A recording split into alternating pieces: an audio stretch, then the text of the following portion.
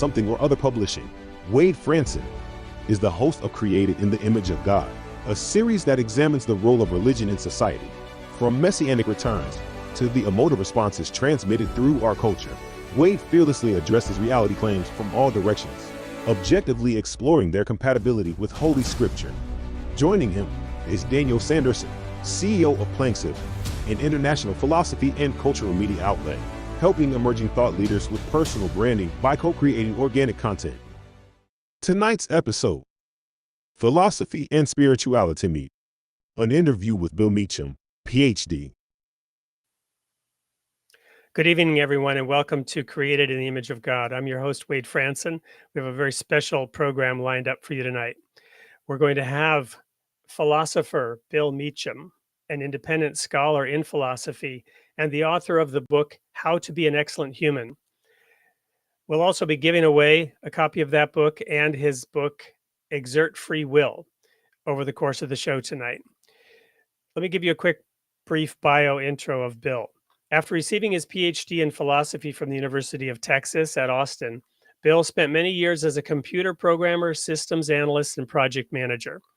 But his deep love of spirituality and philosophy led him to take that analytical mind and point it in a different direction. As an independent scholar in philosophy, he brings the precision required for good software development to the analysis of philosophical concepts and the deep questions posed by philosophy. What is real? How do we know what is real? And what shall we do about what is real? In tonight's show, Dan Sanderson, philosopher and founder and CEO of Planksift, which is a Canadian media platform, as mentioned in the introduction, will meet with Bill and draw out those deep concepts. I'm here just tonight to introduce Bill to you and to ask a few exploratory questions. So let's bring him to the stage. Oops. Here's the real Bill. I actually started to bring on his pre-recorded self. We'll get into that in a little bit. But welcome, Bill. How are you doing tonight? Thank you. I'm pleased to be real. Pleased to be on the platform here. Hey, we could have done that. We could have showed your pre-recorded image and asked the audience, "Is this real?" Yeah, it's not AI generated. It's the real deal. So, Bill, where are you phoning it in from? I am in Austin, Texas, where the weather is actually quite pleasant today. Sometimes it's super hot and sometimes it's not, but right now it's nice. And I've been in Austin since like 1968. Got here, just never left. Went to the University of Texas at Austin, got my degree in philosophy. I then had, the only thing I was qualified to do with that degree was stay in academia and teach philosophy, where I was real sick and tired of it. So I got into computers, software development, project management, requirements analysis, the whole thing. Worked for Dell for a number of years, retired, and then got back to my philosophy. And that's so I. Well, I can very much relate. I remember when I was doing my undergrad degree in theology, and we were trying to figure out, well, so my major was in theology. I had a minor in business administration, and I also had a minor in French, the practical and the impractical. But I was actually looking at doing a double major, and I remember talking to my academic advisor, and I wanted to get a degree in philosophy. And he said, well, that's great if you'd like to become a professor of philosophy and teach philosophy. Your job options other than that might be a little bit limited. And much like you, then, that's not really what I wanted to do at that time. So I never did go and pursue that, which is why we're going to have Dan really get into those deep philosophical questions. I'm just here to really sort of warm you up and warm up the audience around tonight's show. So let me dive into my couple of questions. I love origins, right? Where do things come from? And so what I want to do is invite you to share where you come from. In particular, who were your parents? What motivated them? Where did they come from? And what were your first, earliest memories and experiences like? Okay, starting at the broadest level, my origins were a spark of divine intuition known as the Big Bang in the mind of God. But moving forward, My Moving forward a father, few billion years. a few billion years. My parents were from Indiana. My father was from Acton. My mother from, I forget the place. But anyway, they met at the University of Indiana and got along and then had a baby, and that was me. So you were the firstborn. I'm the firstborn. I have all the rights and privileges and hang-ups of being the firstborn. So my father was a minister. He was in the Presbyterian Church. And so I grew up in a church environment, religious environment. We went to church and Sunday school every Sunday. And so I was sort of imbued with it. There was, but so he was a minister, but shortly after he had a church or two, and then he became the religious book editor for Westminster Press. So I had a whole, as a Presbyterian publishing house, I had a whole walls of books that he was responsible for. So I would like read the books on philosophy, theology. Not that I read them thoroughly, but that was my formative years. There was something about the broad picture, where do human beings fit in, and there was an answer. The Christian theology, which I studied my Bible and so forth. At some point in college, this was quite a while ago, I read a book that said it was God is Dead Theology, and by John Macquarie, I think his name was. Oh, wow, that's amazing. God is dead. Okay, well, I'm one of those. Rebellious, right? God is dead. Okay, fine. Then I explored lots of different things, other religious things. Very long story, but I ended up being convinced that there is something that we might broadly call a higher power, a disembodied agency of some sort that has a benevolent interest in us. And so that's been kind of part of my life for quite a while. And my interest in philosophy, as I say, got rekindled when I was kind of burning out on software development.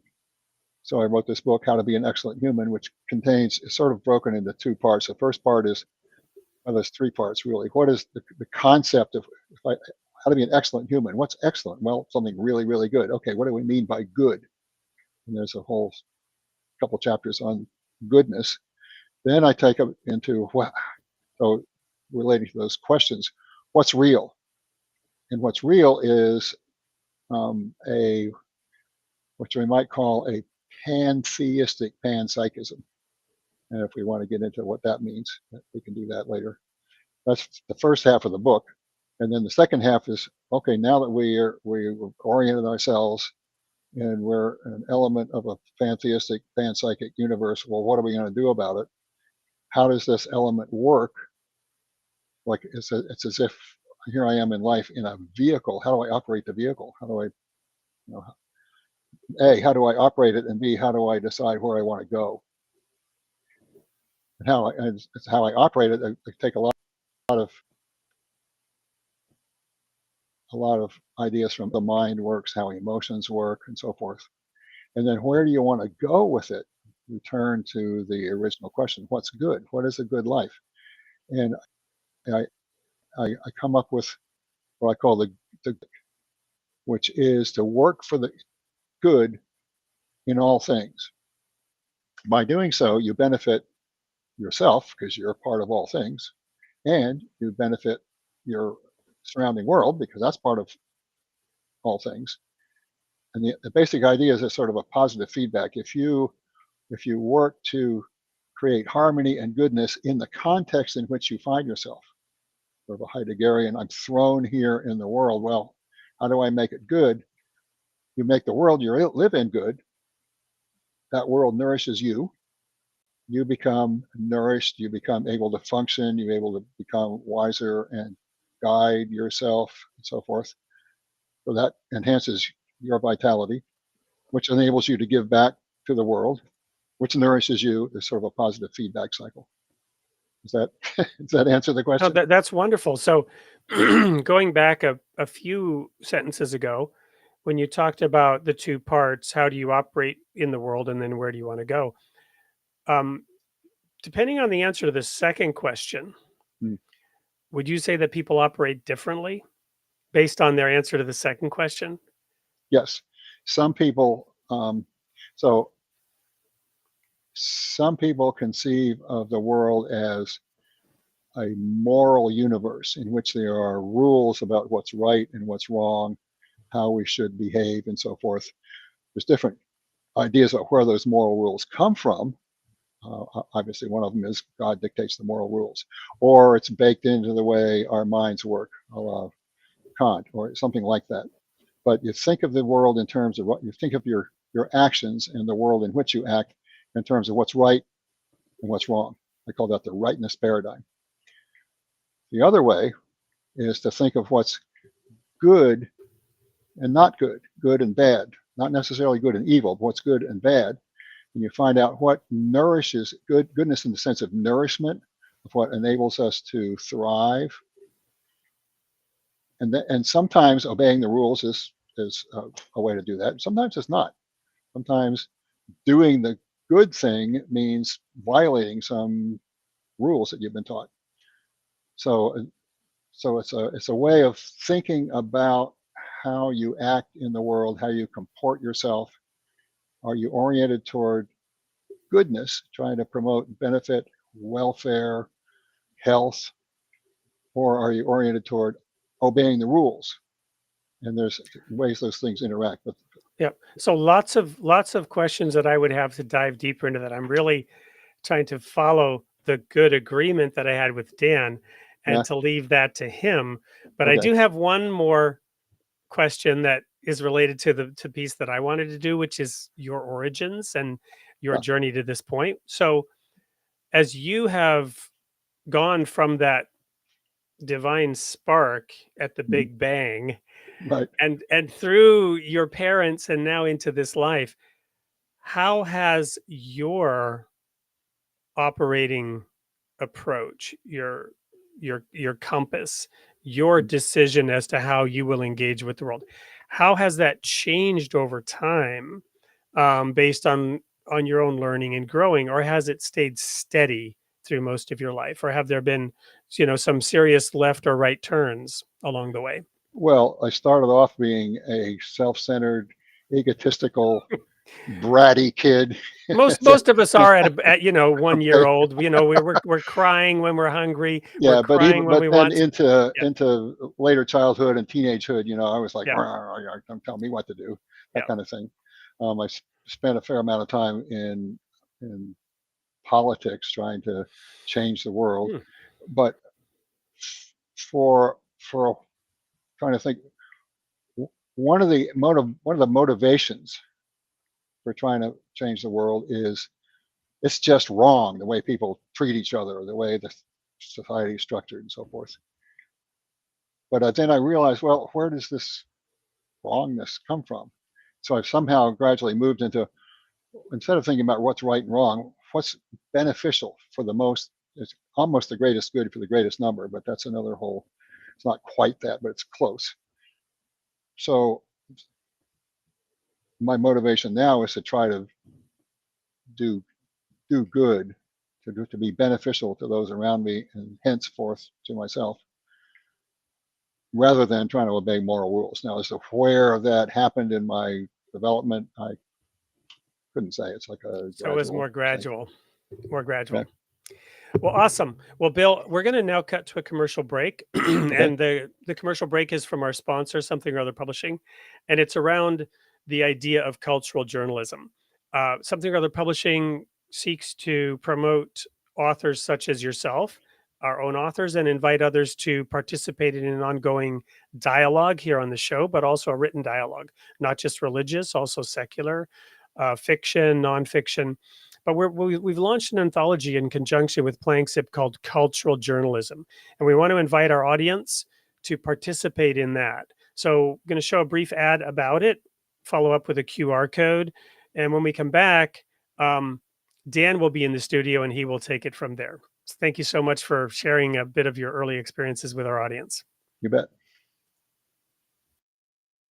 Your story has the power to start a movement. Journalism is more than a tool for broadcasting news. It's an important way of fostering meaningful cultural relationships that create tangible change in our society. With our anthology Cultural Journalism, you can now do your part and make your mark. From expert writers to passionate amateur, everyone has a story to tell. Our aim is to promote equality, empathy, and create a safe space for different perspectives and interpretations of the world around us. Come join us today and break free from the toxic news cycle. By submitting your story to Cultural Journalism at info@soupllc.com.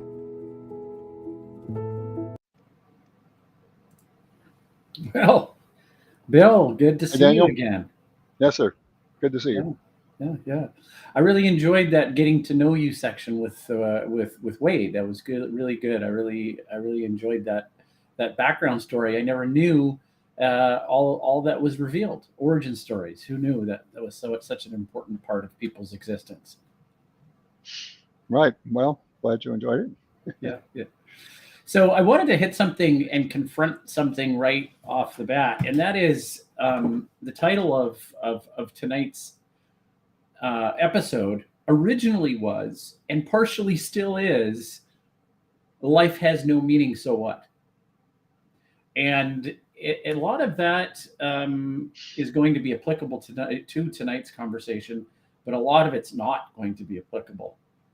And we wanted to change it, but there's some remnants that will show up. So I thought we'd confront that and find out exactly where that topic came from.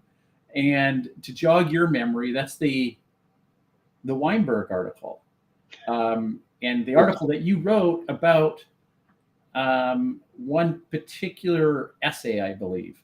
Would you mind explaining what all this nihilistic thinking is all about? It's not nihilism.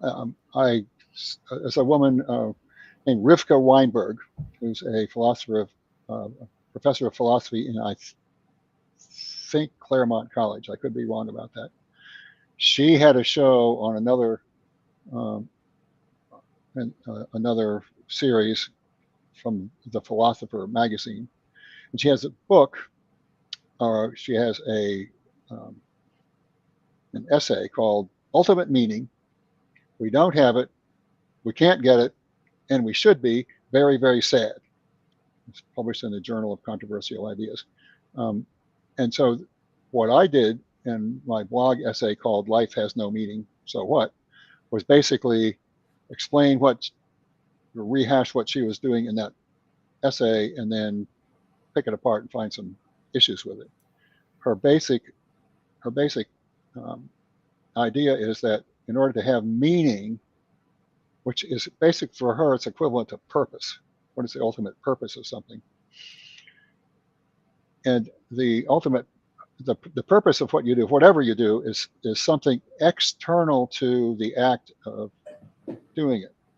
So she says, when we ask about the meaning of life, we want to know about the purpose or the point of living. It's asking why in terms of motivation. So why are you going to the store to get some eggs? Well, we can ask a further question. Why do you want to get eggs? Because I'm hungry. I want to not be hungry. Why? Then it becomes more general. Why do you want to alleviate your hunger? Well, because I want to not feel hunger. It's painful. And then, it goes on from there. But if you talk about sounds like the 2-year-old question, like you're in the supermarket and the kid goes, "But why? Yeah, right. But exactly. why? But why?" Exactly.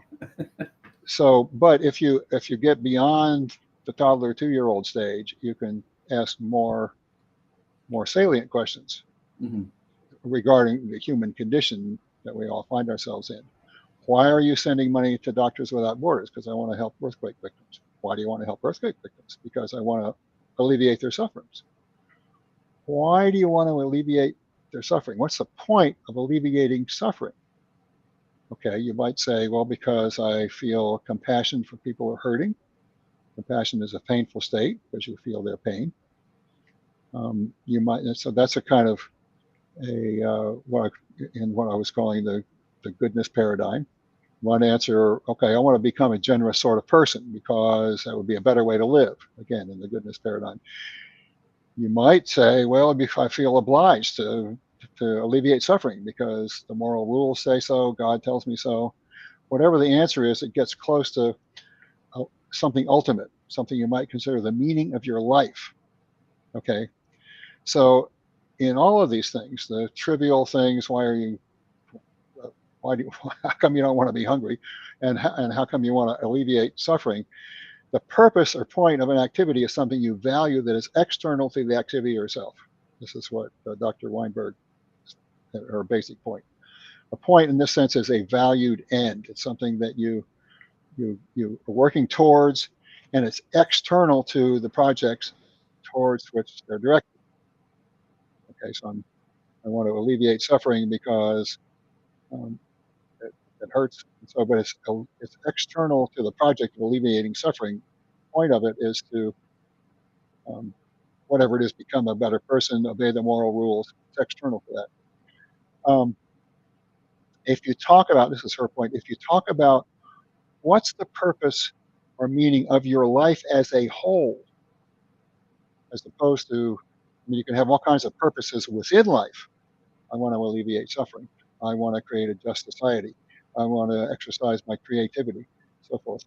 Those are meanings within life. But what is the meaning of life as a whole? Well, she says there isn't one. Because if the point of something is external to the activity, and what you're looking at is your life as a whole, there's nothing external to your life as a whole, because if it's external to your life as a whole, you aren't there to even entertain the idea.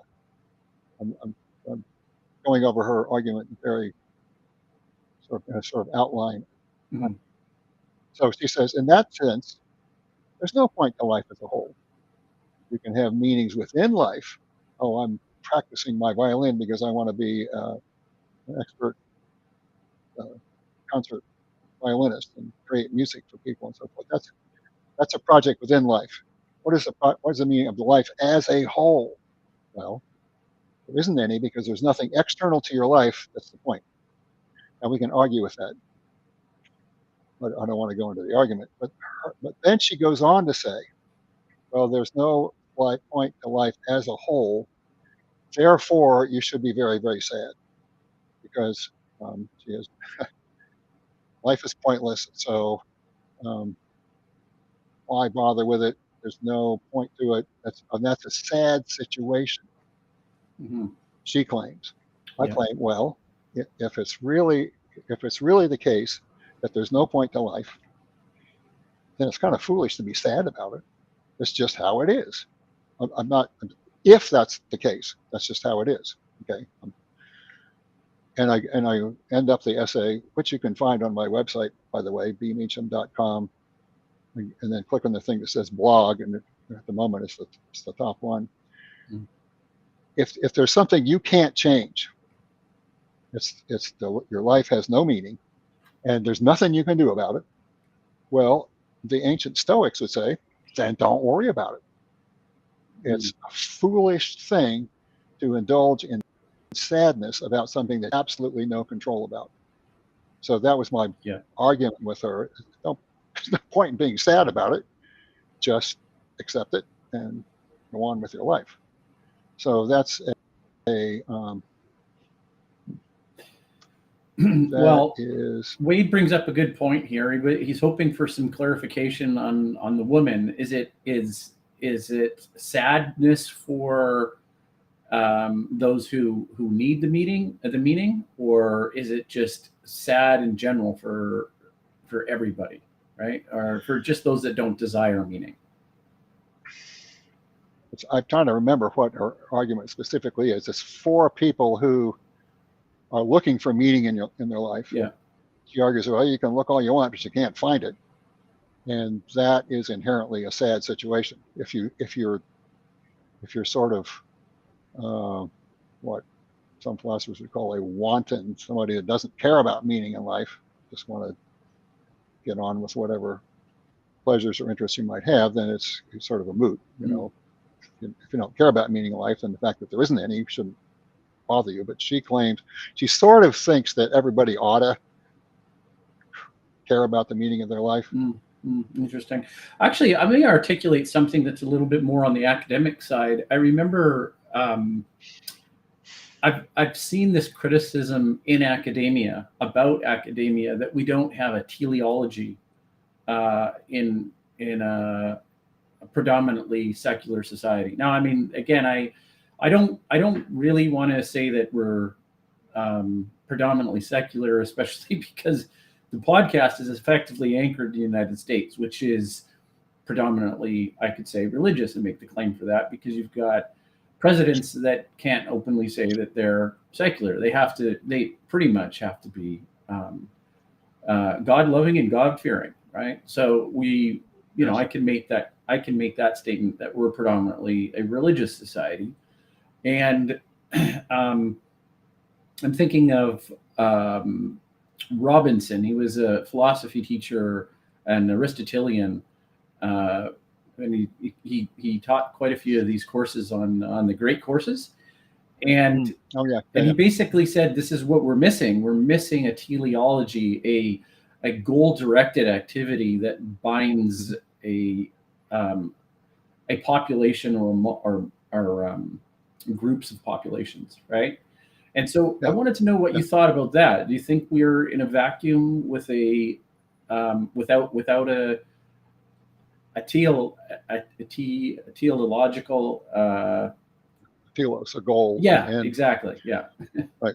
Well, we as quite a large population of people. Some people are they have a goal, they're going for their goal, and they're happy to pursue it. Some people don't have a goal, don't care, they're happy not caring. So, probably, I'm guessing, a lot of people would like to have some meaning in their life, like to think there's something more going on than just day to day, keep myself alive so I can get up tomorrow and do it some more. I hesitate to make judgments or assertions about society as a whole, and most people, but probably, I'm guessing, the audience of this particular broadcast are interested in those kind of questions. And it's like, if you want to, there's no shortage of worthwhile things to do. I could create art to help people enjoy beauty. I could work with Doctors Without Borders to alleviate suffering. I could write a philosophy book to enlighten the world, whatever. I get that, but I think the main thing I was trying to push out was we as a species, do we have anything that we're all aiming towards? And it appears that right now, maybe this is a way to distill down and make a commentary about the modern world. We don't seem to have a unified direction forward when we don't have this overarching deity that we all seem to follow within our culture, right? So for those that fall into that category, would you say that that's an overall good thing or a bad thing? It's hard for me to make a judgment. If you don't think your life has any meaning and you're totally okay with that, then okay. It's like, let 1,000 flowers bloom. The people that don't want meaning in their life, let them go on. The people that do want meaning in their life, let them find it. Let them try to convince others that their way is a better way than some other ways. What I don't like is somebody who says, I know the meaning of life. Yeah. And I'm going to tell you what it is, and you better believe it because I'm right, because God told me, or whatever.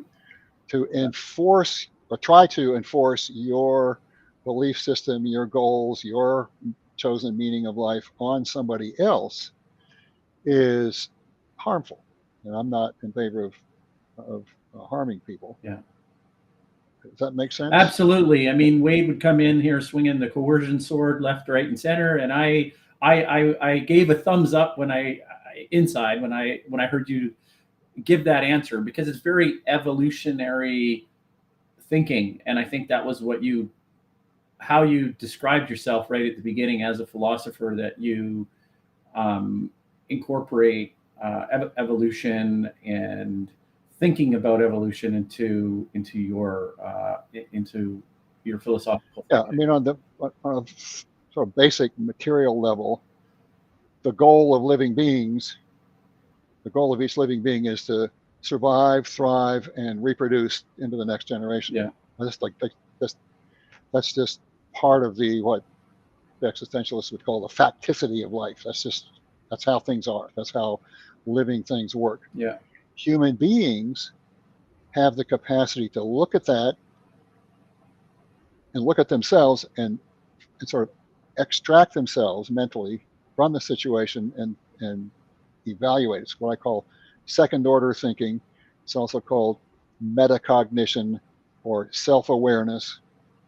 Once you've got that going, then you can choose. For instance, many people, human beings, want to survive and thrive, but they don't care about reproducing.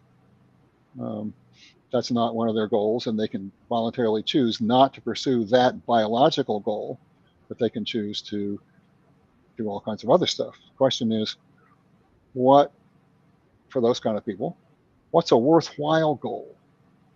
And my suggestion is, what's worthwhile is in order to survive and thrive and have a meaningful, fulfilling life, you need to work for the good of that which surrounds you, because you're embedded in that.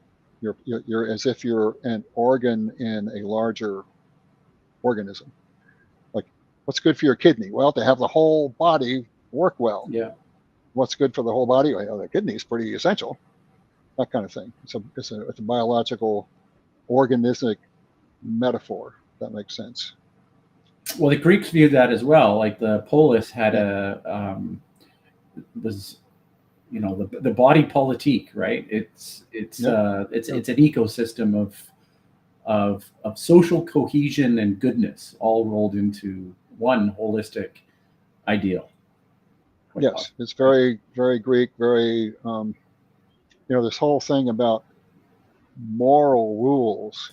Well, hold on a second, though. Wait, I want to bring Wade in on this, and I know he's going to have a lot to ask you, and I'm actually going to get Wade to watch and wait a little bit more as well. So we're going to go to commercial break, and I want everybody to think about ethics and doing the right thing. When I come back, we're going to play something from Bill Meacham. Okay, so it's a pre-recorded interview, and it's pretty much a monologue, but it's really brilliant to watch. So I encourage everybody to watch it. And when that's finished, it's going to be Wade and yourself, quite possibly me. I'm not sure yet, but we'll be back on the stage. So okay, get your popcorn. Get your popcorn. We're coming right back. And welcome to Something or Other Publishing, or as our friends like to call us, Soup. Soup is a platform that connects authors, readers, and service providers in one convenient place. Choose Soup if you're an author with a great book idea and you're looking for a publisher offering hands-on coaching and some of the best royalties in the business.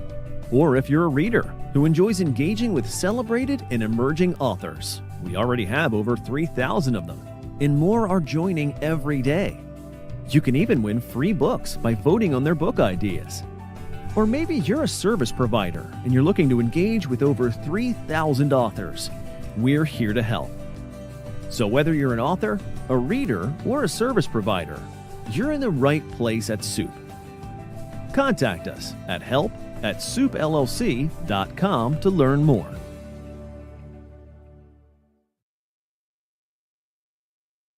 Position of understanding what we're talking about. And that's because I'm a philosopher and I like to get clarity of concepts. So we're talking about religion, right? What is religion? I call it any form of socially organized relationship to what we might call an unseen realm of disembodied agency, or to put it in shorter terms, a higher power. Now that could be, I deliberately say higher power as something sort of very vague and generous. It's a power that manifests itself in a person-like way or as an agent that has some benevolent interest in us. Now that, but as I'm deliberately leaving it vague, what is this higher power? What could be ancestors who are no longer living with us in the flesh?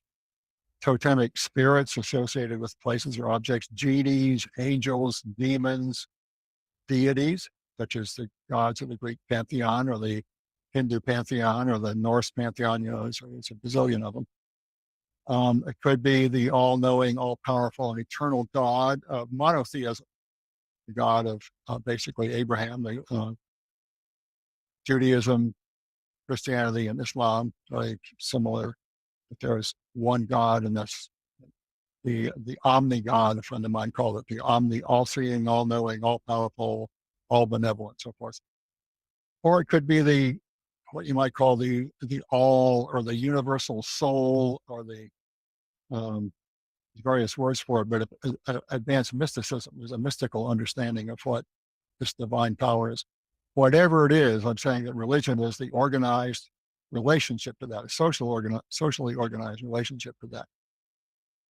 So if you're asking me about how I personally relate to that higher power, that's something idiosyncratic to me. I've had various experiences that lead me to believe, and I'm quite confident that such a power exists in the sense that manifests itself in the world to human beings, in particular to me and others of others of my kind, that is to say, other human beings, right? So I'm convinced that there is, in some way, a higher power. Now, what leads me to believe that is a bunch of personal experiences I've had over my life and so forth.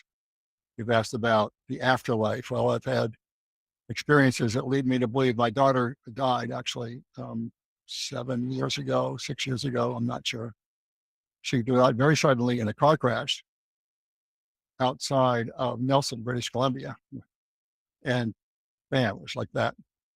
And she had this. So I found out about the next day when these guys from the Texas Attorney General's office, I think, guys show up and Mr. Meacham, yeah. I'm going, uh-oh, what have I done? And then they told me that was even worse than what I was imagining. And my daughter died. Well, that was pretty horrific. But very shortly after that, I had an experience. I went to see a healer. I was a sort of spiritual healer. And in that session, she contacted Katie, my daughter, and things were said that only Katie would have known.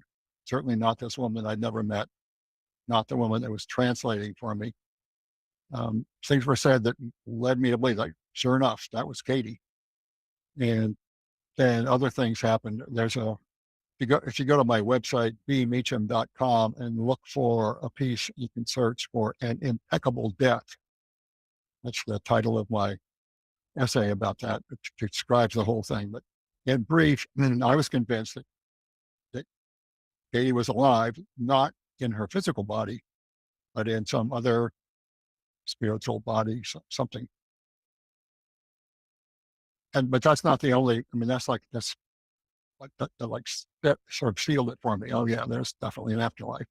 But I had already had various experiences.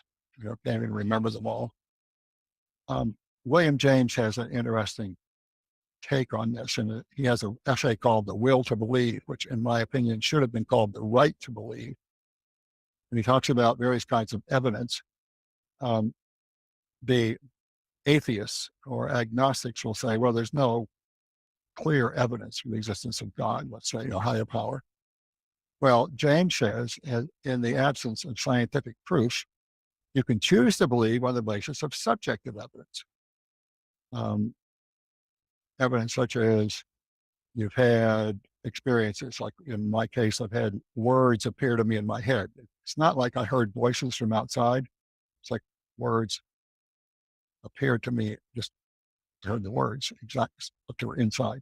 Anyway, that, and I've seen sort of visions of unexplainable things. And then, of course, this thing with my daughter, Katie, lots of things. And so I choose to believe, and it's not like you can choose to believe. The evidence is overwhelming to me that there is such a thing. Okay. So how do you know that evidence is justified? Well, if the effects of your belief are beneficial, if, for instance, you're happier and you function better as a result of such belief, then you're justified in having faith in the higher power. Well, as far as I can tell, my life's been going pretty well. How it would have gone had I not believed in a higher power, I don't know. That's a different timeline. I'm not on that timeline. I'm on the timeline that tells in which I have had these experiences. So religion, but that's my personal relationship to the higher power.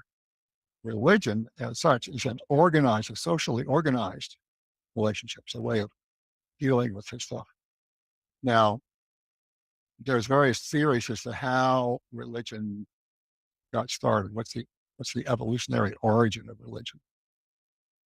One of the main theories is that we humans have the ability to, it's called theory of mind, which is not quite accurate, but we have the ability to interpret and understand the mental states of other people. It's almost like mind reading. It's not really mind reading, but we can understand their intentions and their beliefs and such just from their actions and what they say. Okay, so we attribute agency to various things we encounter in the world. And in fact, up until relatively recently with the scientific revolution, that was the primary way of explaining things. If somebody asked, well, how come the thunder rolled just at the time that baby was born, the answer would be because of some agent, some god, some ancestors, something talking to us humans here, rather than, oh, it's electrostatic discharge and that kind of thing. So the idea of thinking of the world in terms of agency, obviously the social world, our human world, and we all interact with each other. We're all agents, okay?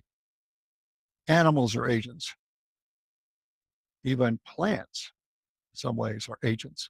There's videos of plants growing up, and there's a time-lapse photography, and this plant's looking for something to hang on to. It's like I think it was a beanstalk or something.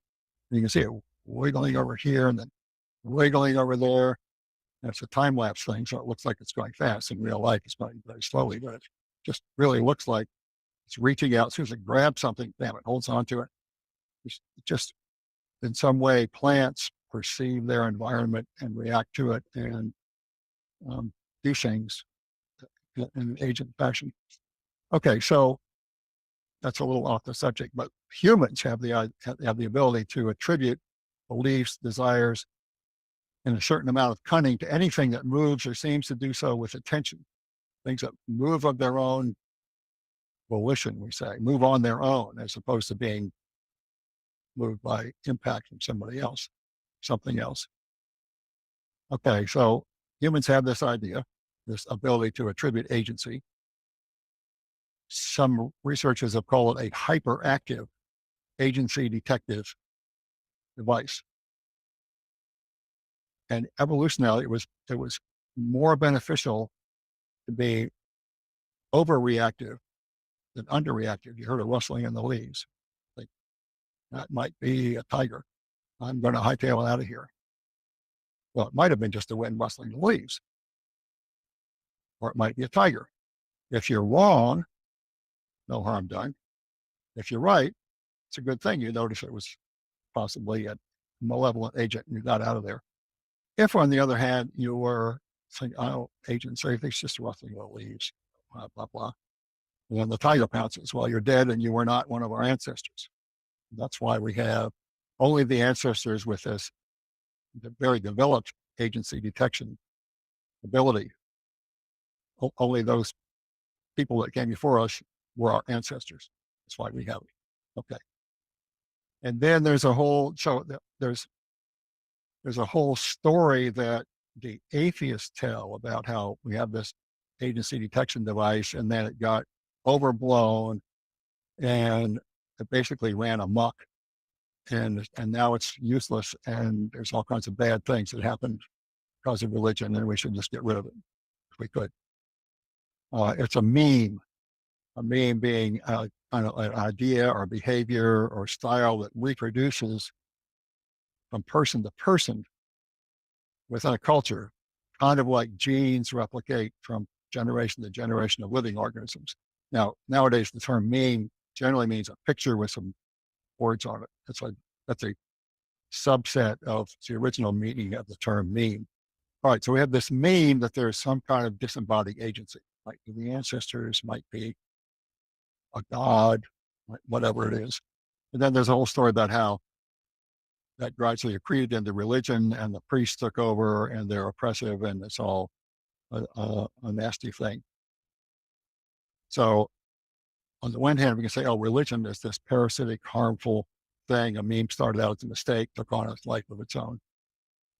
There's another aspect, though, that even given the same story about how religion arose, religion is beneficial. It's been evolutionarily adaptive because it binds groups together in a way that enhances the survival of the group, and hence the survival prospects of everybody in the group. Jonathan Haidt, famous, well-known evolutionary psychologist and social psychologist, calls human beings groupish as well as selfish. And the group thing, being caught up in membership in a group, that's very satisfying to us.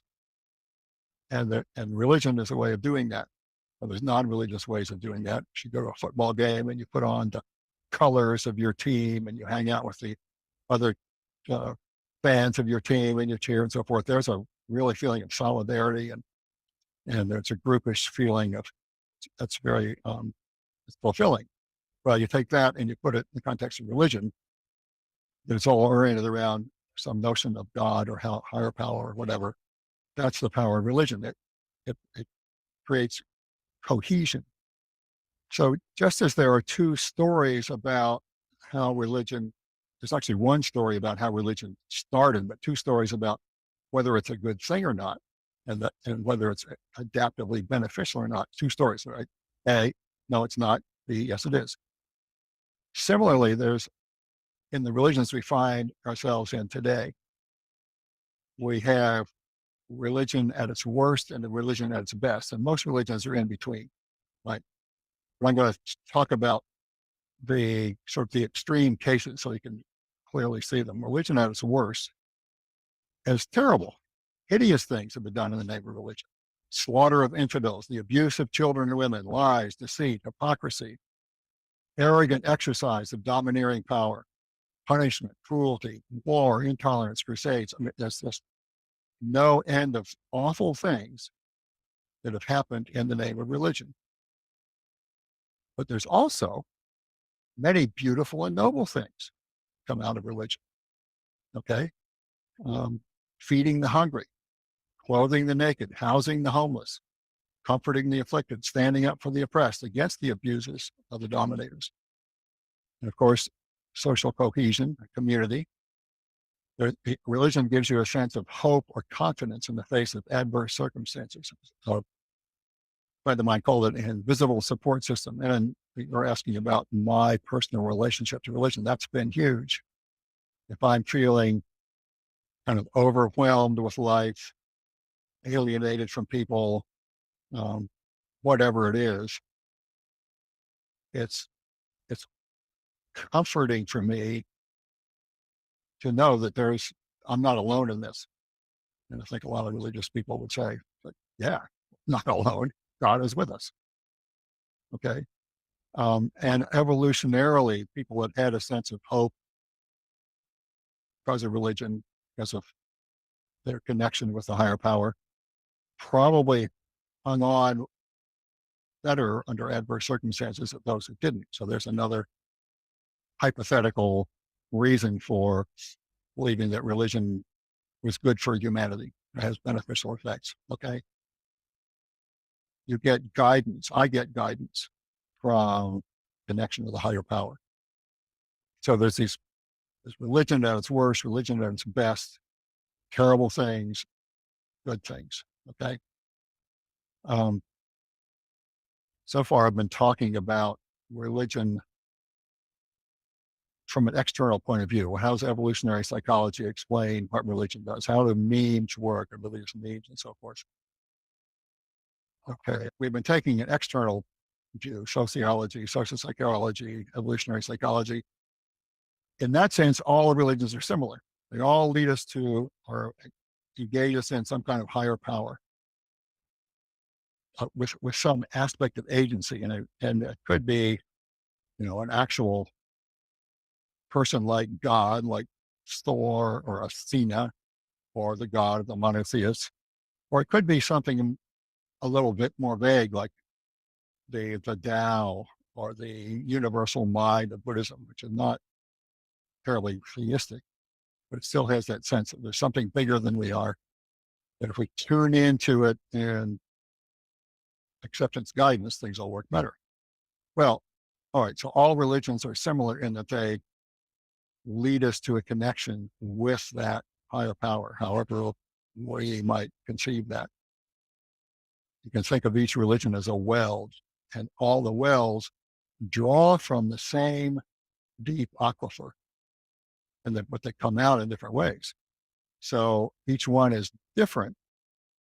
Hinduism, Buddhism, Zoroastrianism, and so forth, but each has a particular gift to a particular way of relating to the higher power that was certainly meaningful to the people at the time that religion started up, and is meaningful to others, our descendants and so forth today.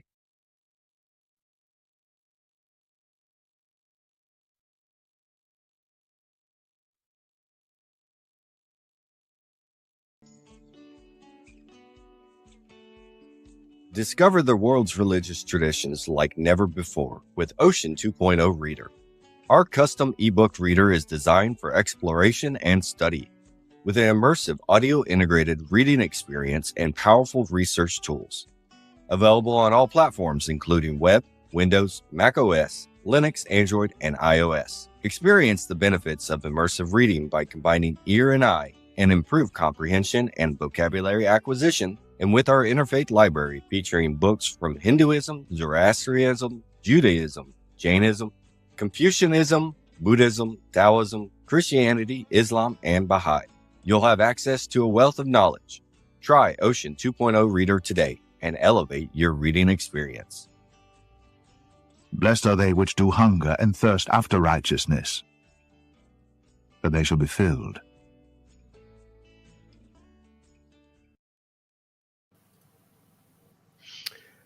Well, Dan, thank you so much for sharing that lengthy exposition by Bill. And Bill, thank you for giving that. Ocean 2.0 is a creation of some of the friends we have down in Florida at the Clearwater Baha'i Center. This is also being streamed live to their Facebook page. They are also one of our sponsors. And I can't think of a better ad really for some of the teachings that are espoused by the Baha'i faith than some of the things you were saying. And that ad for Ocean 2.0 kind of expresses that. I have so many questions that I'd love to dive into a little bit deeper. I'm going to go back to one that came at the beginning, and then we'll come back to this idea of all the religions having something special, which I love. But you talked about, well, last week we had, see you, Dan. I thought I'd drag him back in, but I guess he wants us to. I'll come in if I have to. Oh, okay. Okay. So I wanted to go back to something you said towards the beginning of that exposition, because last week we had a couple of guests here. We were talking about the COVID pandemic, and they were talking about the science, right? And in the context of where they're coming from, they were saying that your personal experience is not relevant, right? Because the data in science, and given that you've been in the computer field, you understand what is meant by that, right? That one's own individual experience is overridden by 1,000 data points that essentially prove you wrong, right? When it comes to scientific inquiry and the study of data. So I want to bring a quote in here from the book of Hebrews. Well, actually, before I do that, you talked about evidence that you gained through the tragic, and my heart goes out to you. I have 2 children, and of course, every parent's worst fear. I can't imagine what it would be like to lose one of my children. Thank you so much for sharing that deeply personal experience in this context, which, again, from some of those who would say, well, your experience and whatever they might say as to how and why that experience came about, or perhaps your desire to find meaning.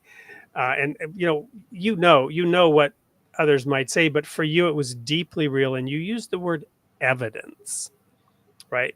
Unpack that for us a little bit more in terms of the power of that evidence, and how and why you would use the word evidence. Well, evidence is something that leads you to believe something, right? Just in broad terms. What's the evidence for the theory of gravitation? Well, there's all kinds of evidence because we can predict how planets move and all that. So evidence is something that you experience. It leads you to believe something. Scientific evidence is stuff that happens that is replicable. You can do an experience, or an experiment, and you document how you did it, and you document results, and other people can perform the same experiment, confirm your results. So it's public. It's out there in the world. There's private evidence that's subjective, we might call it. Only each one of us, whoever's evidence it is, only you are conscious of it. It happens only to you. So in my case, Katie, the disembodied Katie that was speaking through this woman that I'd never met before, was talking about stuff that I knew about, Katie knew about, but there was no way anybody else in the room would know about it. And so that was convincing evidence to me. And there were some other things. I encourage people to go to my website and read the essay, An Impeccable Death. So James's point is, if there are supremely important questions, like how am I going to live my life? What's the meaning of life? These big, important questions. And who is James? Oh, well, I'm sorry, William James, famous American pragmatist philosopher. Thank you. Right. Not my nephew. So William James says, for these great, big, important questions that you're sort of forced to confront, there isn't any scientific evidence, but there's your own personal evidence.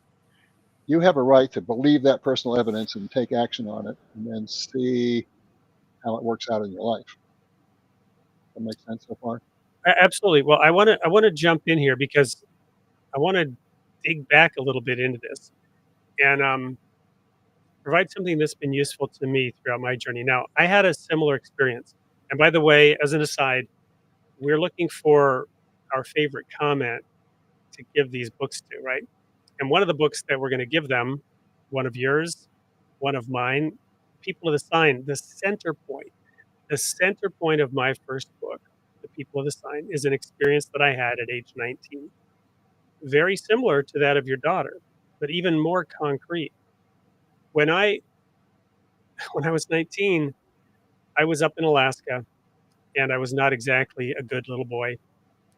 I was in a high-speed chase in which I was the object of the chase, and the chasers were the Alaska State Troopers. That's a great movie. Well, sorry, go ahead. It gets better. I attempted to outrun them, and I took an exit off of the Alcan. No, it wasn't the Alcan Highway. It was the. I'm drawing a brain freeze on what the name of the highway was, but it's between Palmer and Anchorage. And it was late at night. It was April. The road was dry, but there was still snow. I took an exit I didn't know, and I was doing 120 miles an hour when I took that exit.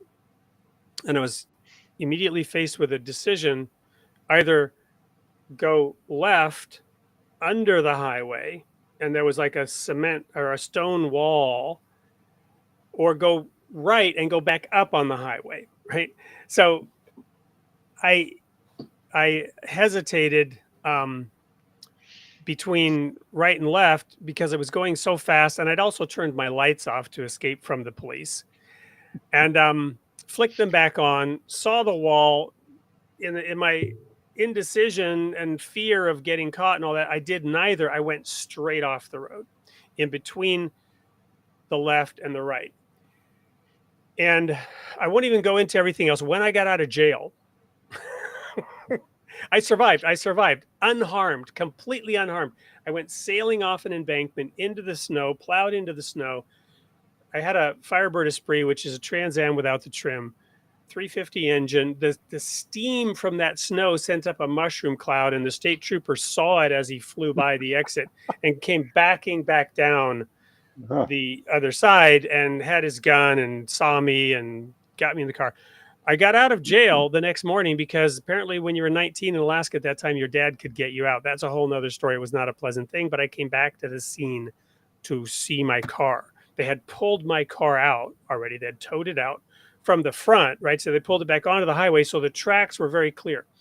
And there in black and white, black where I had slammed on my brakes and gone straight, and white in the snow, the tire tracks. Like this headset. Imagine that this is one of those fake arrows, right? Where you have an arrow going in here and an arrow going out here, right? You've seen those? Mm-hmm. In between the black and the white was a light pole, a metal light pole standing, untouched, unharmed. I walked around and around and around that light pole, looking at it from every side in shock. I had not even seen the light pole in that situation. All I had heard was this noise of the tires and rushing blood in my head or whatever. Also, I had the music cranked up. Elvis Costello's Waiting for the End of the World off of his first album. Quite appropriate. And, yeah, exactly. And there's a little bit of embellishment. I don't know if that song was playing, but that was the album that was playing. And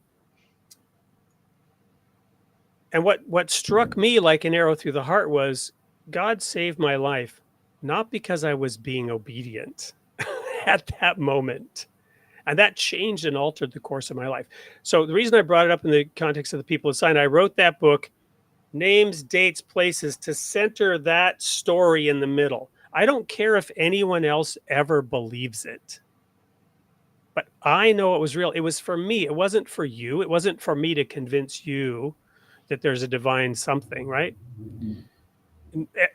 You know, as I've told this story, everyone always says, yeah, sure. You know, how do you know, whatever? Do you really, it was that long ago? How do you remember? Blah, blah, blah. Whatever. Whatever. People always remember things differently in retrospect. You know, there's that.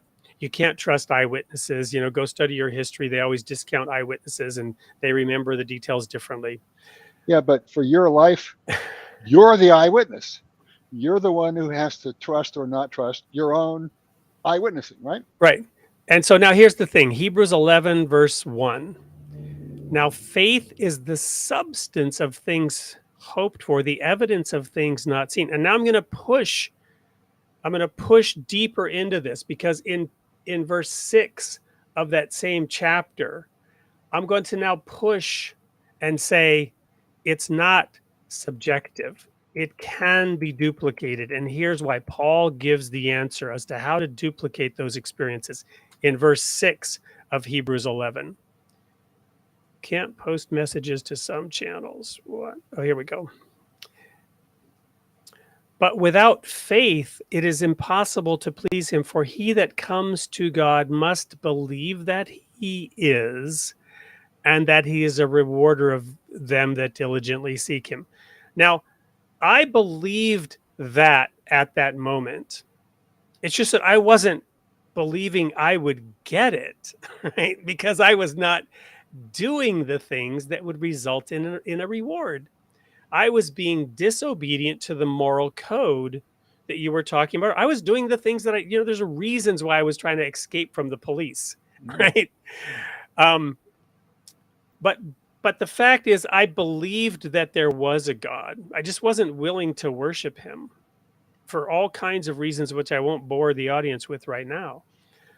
But I did have this basic belief. So anyone, and this is my belief, anyone who wants to prove that there is a God can do so to his or her own satisfaction. But everybody that wants to prove that there is not a God can also do so to his or her own satisfaction. There is this subjective bias. You mentioned that it's subjective, right? These experiences, this evidence is subjective. But are we honest? Can we be honest with ourselves and our own heart about what that bias is, right? What's your reaction to all of this? The fact that we're you found that evidence, and maybe you were neutral, but maybe you were at least open to it. Or were you at that moment wanting not to believe it? Were you, in other words, is this statement from Paul true here that, first of all, it's evidence? Faith is the substance of things, not substance of things hoped for, the evidence of things not seen. And that if you want to come to God, you must believe that he is, and that he is a rewarder of those who diligently seek him. Let me say something about faith. The most derogatory thing you can say about faith is that quality by which we believe what we should otherwise have thought false. In other words, you believe without sufficient evidence. Blind faith. Blind faith. That's right. Blind faith. Great. Right. That's not really worthy of a true human being. It might be hope. It might be hope. Okay, but so there's don't call it faith. Right. Right. So, but there's another kind of faith that particularly if you're in some kind of what I might call wisdom school, where people are saying the world is like this, and you go, well, it'd be nice if it were like that. I'm not sure if it is, but I like to believe it. And then they give you some certain practices to do. Read your Bible, or chant Hare Krishna, or observe your breath, or there's lots of different ways to do it. Yep. And they say you don't have to start out believing it, but give it a try. Have at least enough faith to say, well, it might work. It might be. And I'll give it a try. Mm-hmm. Then if the results of your practice give you more evidence for yourself that, yeah, it works. And your faith grows and grows and grows because you're seeing the results of it. Not because somebody says you must have faith or else you're going to go to hell or whatever, but because it works for you. That's the kind of faith that I think is worthy. And the Buddha says, don't take anything I say on faith, find out for yourself. Right. And that's what you did. That's what I did to answer your earlier question.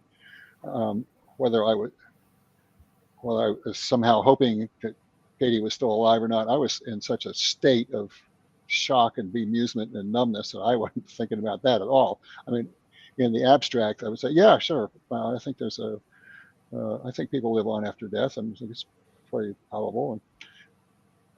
But it's not like I was looking for evidence to support that belief. It's like I was saying, oh my God, what am I going to do? And then here this woman says, oh, Katie wants to say something to you. I'm going, what? Okay, what does she say? We're just in it. And so it's not like I was trying to prove something, but the world showed me some stuff that says there really is, in this case, life after death. And by the way, let me add to that. It sounds awful. It sounds horrible. Oh my God, my daughter died, just cut off I think she was like 31 or 32 years old, prime of life.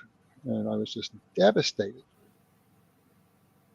But one of the people in her group, her practice group, that was a Native American oriented thing, said that when she went on, this is sort of take this on faith. This is the story I got.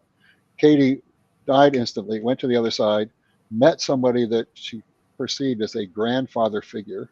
And by the way, I was very happy that she was leading. She was met with a sympathetic, loving male figure. I sort of identify with that. And she's turning into an eagle spirit so she can be of service 24/7. whoa, what a gig. That's amazing. Good for you, Katie. Well done. And ever since then, it's like been a blessing that I know Katie's there in some other form. Sometimes I don't think about it. I go through my life, but sometimes I see a bird or something happens. I go, oh yeah, Katie. And in that sense, horrible as it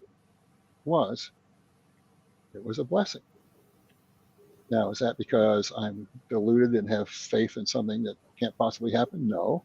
It's because in my life, stuff works and it's beneficial to me and hence to the people around me. And so I'm probably getting some of the details wrong. You're saying, well, how do you know? How could you remember all that stuff? I wrote it down pretty soon after it happened. No. First of all, I believe you, and obviously my experience has that similarity. I'm just saying that for others, your experience, my experience, is not relevant for them, but they can also access the same experiences. Is all I'm saying.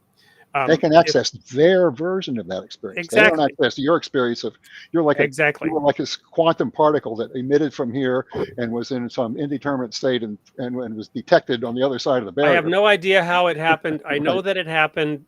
I don't doubt that it happened. It changed my life. Why? Because of the gift of knowing that the true power of love, right? So I mean, I will go there. I don't ever want to say anything bad about my parents, but if you read the book People of the Sign, you will know that bad things could be said about my parents. And I didn't understand God's love. Nothing that I had experienced, well, some things, many things, most things, enough things, an aggregate of things that I had experienced as a child made it difficult for me to comprehend the depth of God's love for me. And in that moment, that's the moment he chose to reveal his love for me. And it was powerful. As I stood and I looked at those tracks and I said, why? Why did you save me? And literally in that moment, I said, my mother was already dead at that time. And I kind of divorced my father, especially after the way in which he got me out of jail, right? Not exactly the prodigal sons kind of situation. Didn't welcome you back. Okay. No, he was basically saying my preference would have been to leave you here to rot. Oh, thanks, Dad. But it is backhanded way he was showing his love for me, but I didn't, it's like, yeah, whatever, Dad. So the point is that at that moment, God decided, okay, now you'll be open to it at this moment because you didn't deserve to be saved. There's nothing you were doing at that moment. You should be dead, my young man. And I said, well, so I basically said, my father is now dead to me, and you, God, have now adopted me. I am your responsibility. Basically, transactional. You saved my life. You now are responsible for me. I'm yours. I didn't say it in the sense of now I'm going to serve you, but it was more like I'm your problem now. Right. Oh, okay. And that actually served me relatively well throughout my life. And God then treated me as a child and gradually trained me and helped me grow up. And others can discount that, but to your point, for me, hey, it worked. So I want to now get to this other question I have, which is you talked about the religions each bringing something special. Yeah. What is that? Why is that? How is that? What would you like to share to unpack that a little bit for us? To answer that question, I'm going to quote some things from a religious service, which is called the Universal Worship. And it's a service that honors many different world religions. And it's at one point in that service, we give thanks for Hinduism. We give thanks for the light of the divine wisdom. For Buddhism, we say we give thanks for the light of the divine compassion. Zoroastrian, we give thanks for the light of the divine purity.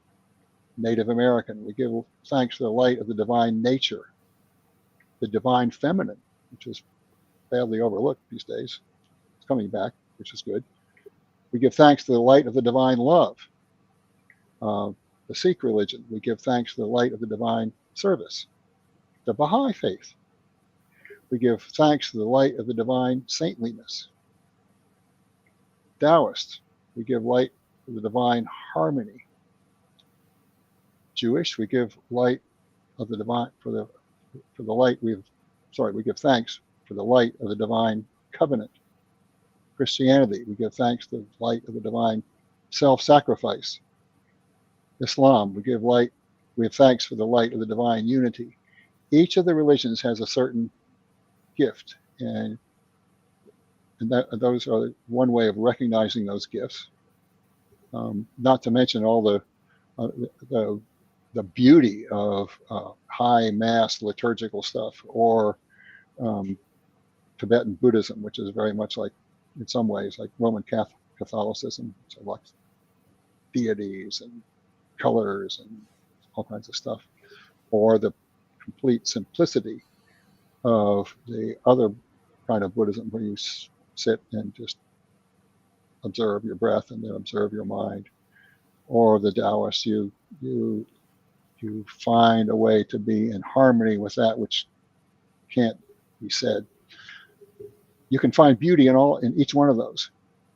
Depending on our upbringing, we feel a certain harmony or attraction or feeling for whichever one it is. Like in my case, I was raised Christian, and there are certain things I really like about Christianity and other things I don't, and so forth.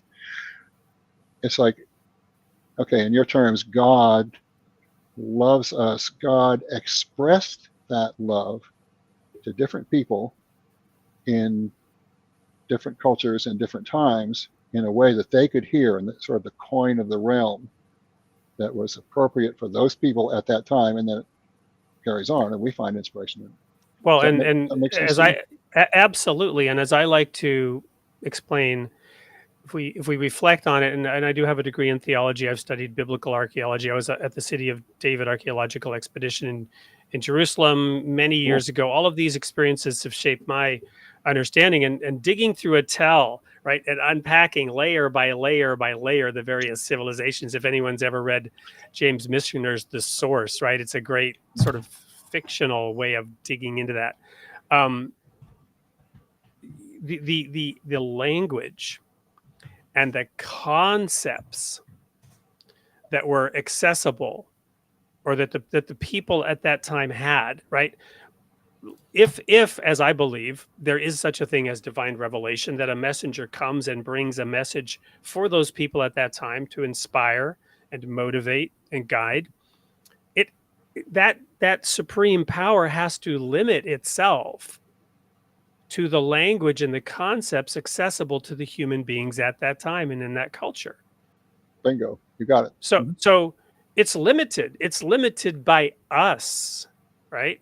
And the beauty that we can manifest, and the horror that we can manifest through our misunderstanding and our misapplication of that divine beauty. It's like every pillar casts a shadow. The pillar might hold up the roof, but it casts a shadow. Every time you put something in the foreground, by definition, something else recedes to the background. And we focus on one thing at the expense of another, oftentimes, and things aren't balanced out. They aren't done in moderation. To your point about going and telling people it's like this, it's like this, it's like this, right? And insisting on orthodoxy and declaring those who don't ascribe to the orthodoxy of being heretics, which we're going to go to a commercial break. The commercial break is about a very special anthology. I want to invite you, Bill, and anyone else watching to contribute to this anthology, your own perspective on it. When we come back, we're going to look through some of the comments, engage with some of them, and decide who's going to get the giveaways tonight. But I'm really excited about this anthology. It says it's by me. It's not by me. I'm the curator. I do plan to provide a contribution to it. But it's going to be an overview of different perspectives from different religions and even from the non-religious on this topic, which has shaped both the good and the bad in religion over the centuries. Stay tuned. The concept of heaven and hell has been a central idea throughout human thought and cultural history. From ancient civilizations to modern religions, people have explored the nature of the afterlife and the potential consequences of their actions during their lifetime. Royal Falcon Press Imprint presents a new project seeking diverse perspectives on the fundamental human theme of heaven and hell. Our goal is to create an anthology that provides readers with a rich and nuanced exploration of heaven and hell throughout human history, inviting writers to draw from a wide range of sources and authors, including religious texts such as the Bible and the Quran, philosophical treatises like Plato's Republic, and modern works like Neil Gaiman's The Sandman series or Mitchell Baum's The 5 People You Meet in Heaven. We would love to have your input on the final cover for this thrilling new endeavor. Choose your favorite among these options and let us know your pick in the comments. Scan the QR code to read more about Heaven and Hell Across History and Religions by Wade Franson and register for the final cover choice.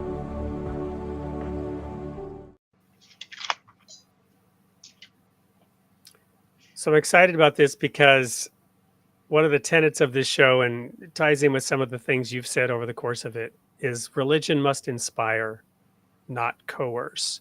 And throughout history, adherents of one doctrine, creed, set of religious beliefs, especially in Christianity, frankly, have cast others who believe differently into hell, figuratively. And yet heaven and hell, as we study the text of the Bible from which these concepts are supposedly derived, are very, very different from the conceptions that have been promoted by the supposed adherents of those holy texts.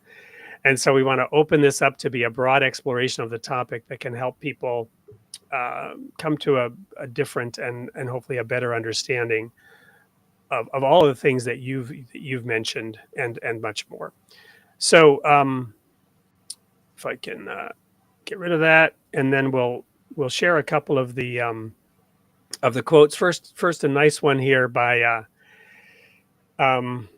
Steve. Thank you so much for the kudos that you've enjoyed this episode. We've got others that, and my daughter's cat Licorice is now trying to jump into my lap here. Apologize if you're hearing some disturbance there. Faith does not exist outside of fiction. Christians never think. Since not everyone is aware of deity, the title is fudged. So we have thoughts on multiple sides of this perspective. There's a chance to share your comments still. Bill, what are your thoughts here? I've held forth quite a bit over the course of this. What are your thoughts based on the experience you've had and the discussion so far tonight that you'd like to share as we move towards the end of the show? Okay, I'm sorry. My thoughts about just in general, what's coming to mind okay. as you listen to me go on, and what we've shared here together, and what you're trying to bring to the audience tonight. Well, I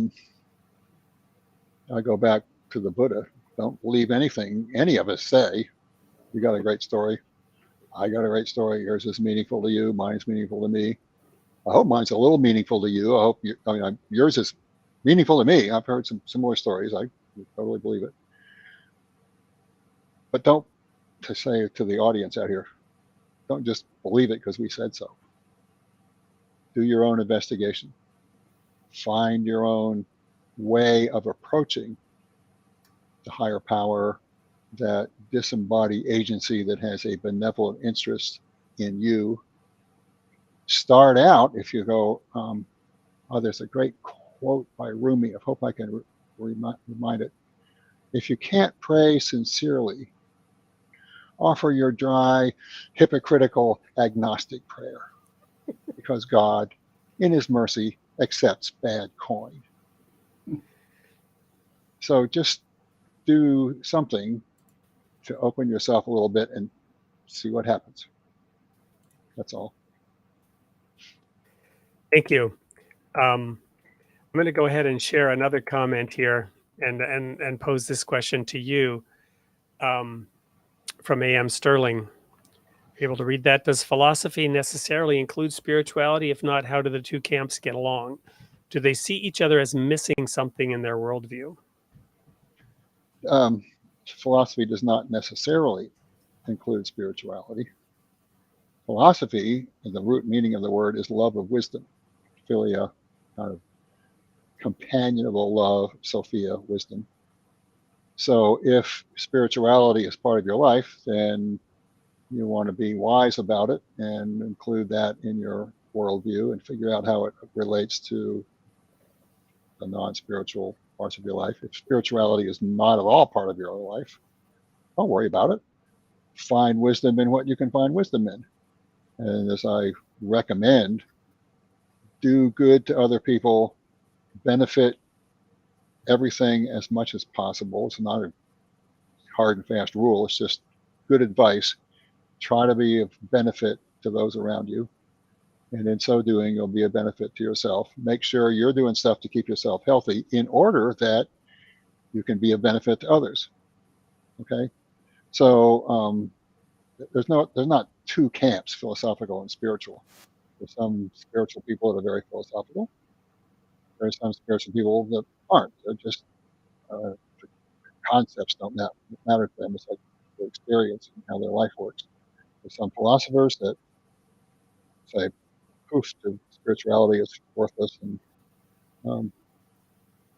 there's others that say, particularly the Christian theologians in the Middle Ages, philosophy was thought of as a handmaiden to theology. Philosophy was a way of clarifying some concepts that the real truth came from theology. It's like not one or the other. It's ways that you interact and benefit each other. Thank you. Dan, do you want to, I know you're still with us there somewhere in the ether. Is there anything you want to share with us as we wind down tonight? I think we're good. I mean, I really enjoyed the conversation. My camera seems to be a little bit off, but I'm still in the magical cabin in the woods. Camera keeps moving on me there. No, Bill, I enjoyed it. I think Bill needs a little bit of a longer runway to get a point across, I think. And the explanation is it's well thought out. Well thought out and well appreciated. And there's a bit of an art to what Bill's doing, because you can see how he kind of slowly weaves it in and brings it all to a nice point usually. And so I really enjoyed listening to that. And I hope the audience really enjoyed listening to we'll call it the monologue or the recorded pre-interview. I encourage you guys to go to his site, check him out. He's got a couple books, delve into them, and experience Bill for yourself. That's and you discovered him here. So that's all I can say. Well, I'm going to bring up one more quote here from Russell. Because this is interesting. Suggesting we must all travel together, as if we all prefer leadership with one foot in fantasy land. And Dan, I'm interested in your take on this, because I often quote, Plato, I believe it was, and it's my version of his quote: "Man is a political animal." I love that Aristotle. I love that version of it, right? Zon politikon, right? A social creature, I think, is the intent.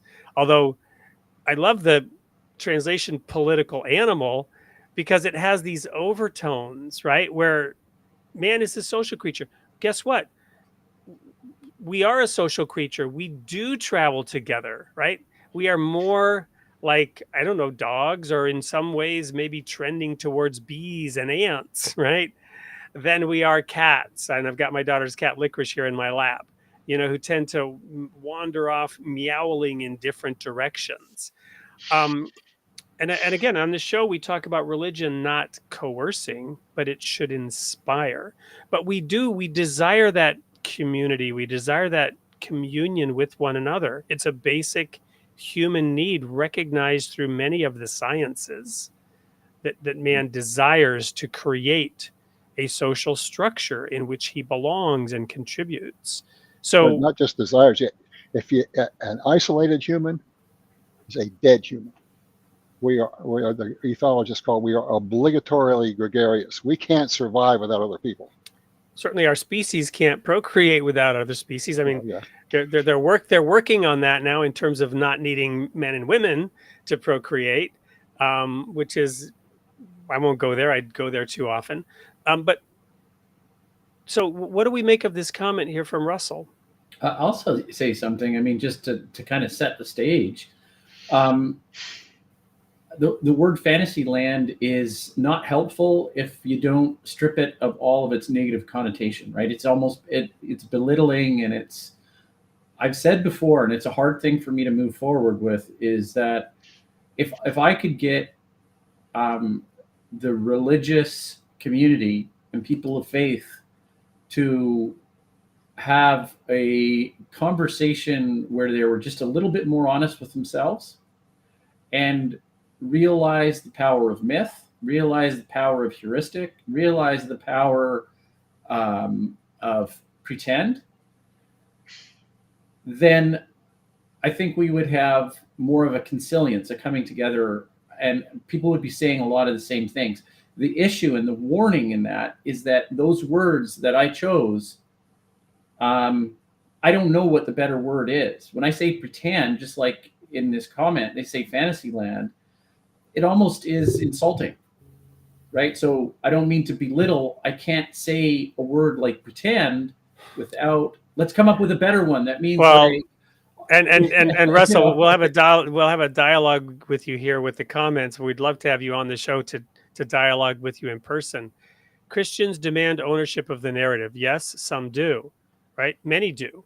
But are you not trying to demand ownership of the narrative right now? I mean, is that kind of not your point, Dan, of words like Fantasyland? And I'm seeing a host of very dogmatic comments coming from you, Russell, as you seek to control the narrative and swing it in a different direction, right? But what we're actually wanting on this show is not to control the narrative, but rather to have a dialogue.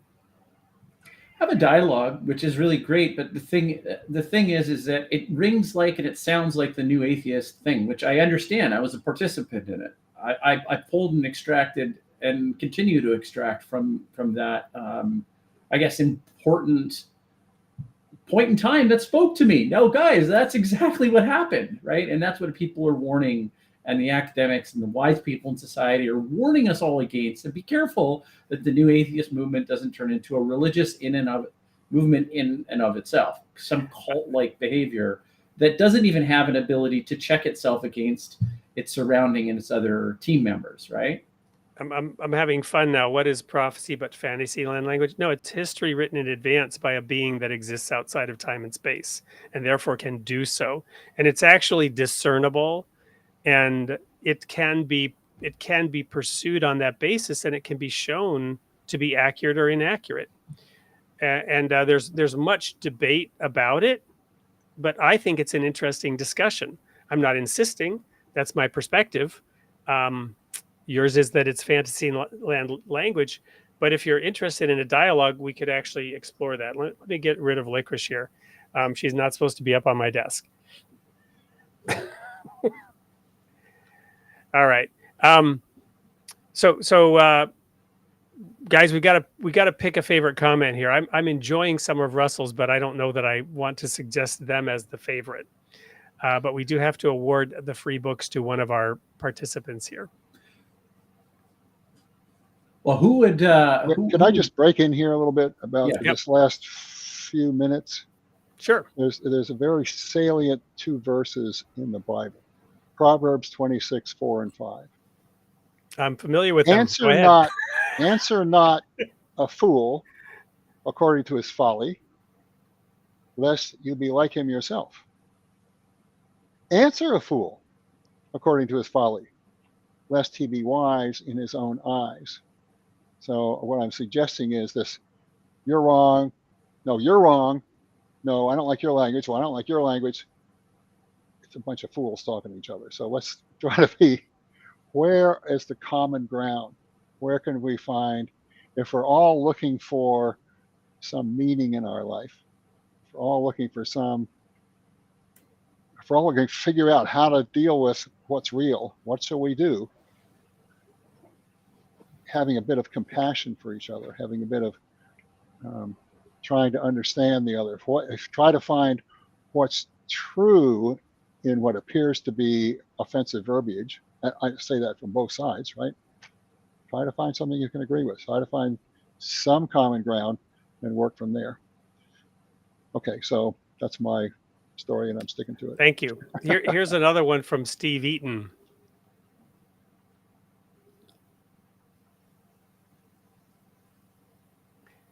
Somebody want to read it?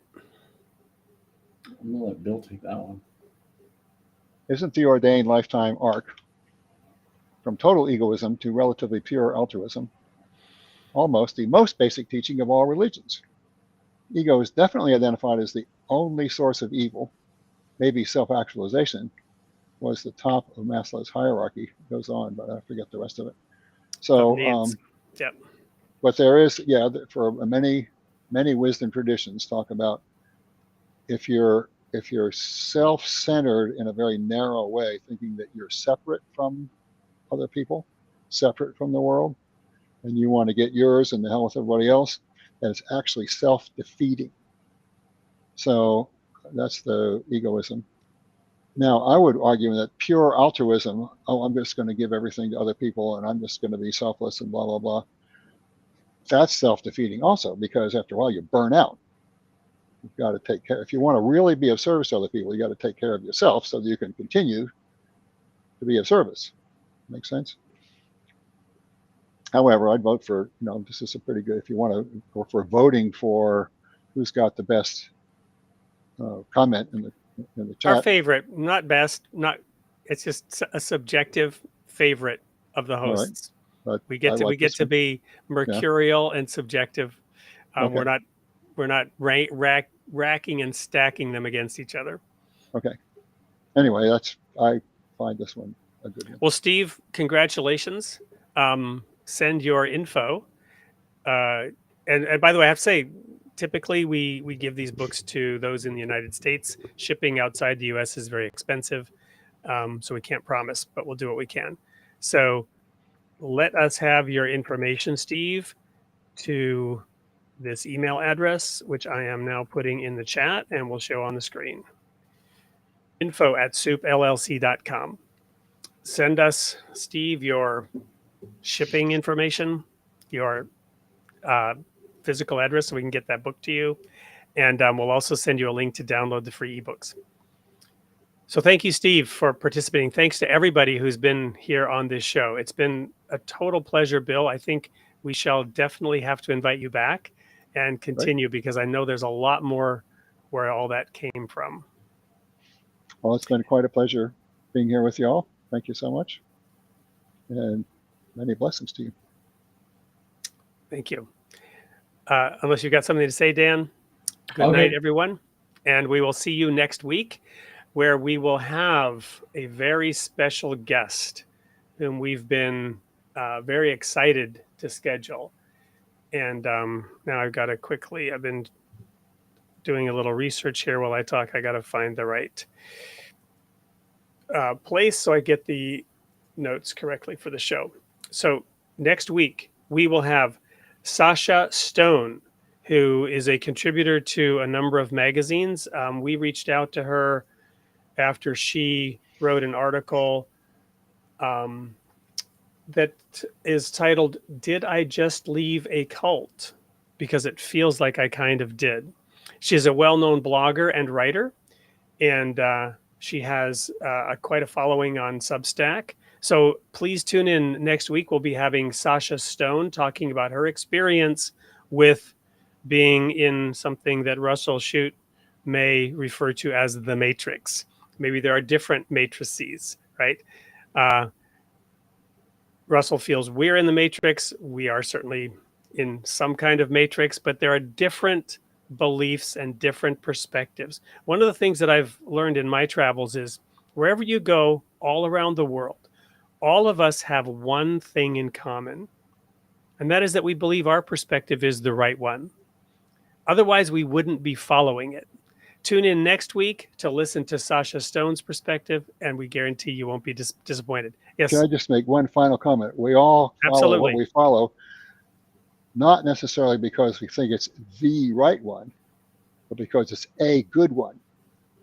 The right one, besides, there's one right one, everything else is wrong. No, there's a continuum. This is good, this is not so good, this is better, and so forth. So think of it in that sense. But anyway, thank you so much for having me. That is, I think, a more advanced way of saying it. But as I'm sure you would agree, many do believe that it is the right one and that others are wrong. Yes, too many believe that. Yeah, and on this show, we are here to invite those other perspectives so that, as you mentioned, and to put it in a Baha'i context, that we can all independently investigate the truth. And you can't independently investigate the truth if you live in your little echo chamber, if you live in your bubble, if you live in a self-referential belief system in which any outside input can be rejected as wrong based on the rules that you use to defend what you believe.